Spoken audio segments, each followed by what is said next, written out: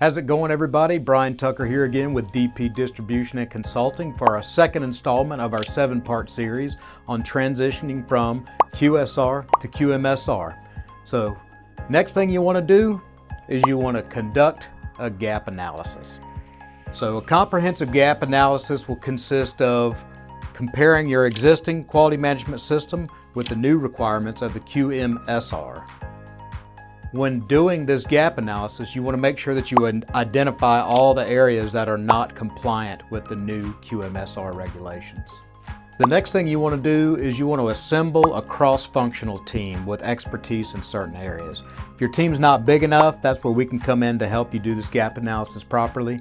But generally speaking, you just want to have everybody involved in the process of evaluating current procedures and future procedures. Another important thing that you want to make sure you do is review in full ISO 13485. The best way that we've found to do this, if you have the staff available to assign certain members to review certain sections of 13485 that correlate with the QMSR. That way you can make it very clear what sections are different and what sections are the same. It's also a good idea to compile and inventory all of your quality management system documentation, forms, master sheets, external documents, and that sort of thing. Next thing you want to do is you want to evaluate your current practices. Evaluating your current practices highlights additional FDA requirements as well as the new QMSR requirements. Now, after you've done all of those things that I talked about, the next big thing is to identify the gaps. A lot of people have certain ways that they identify the gaps. The way we like to do it is a simple checklist where you have your old QMS regulations to your new QMSR regulations, and you could literally do line for line, check for check, and then where the gaps are, you've clearly identified the gaps. Now, once you have identified the gaps, you want to develop a quality plan by prioritizing the gaps that have the highest risk first, because these will usually be the most complicated to handle.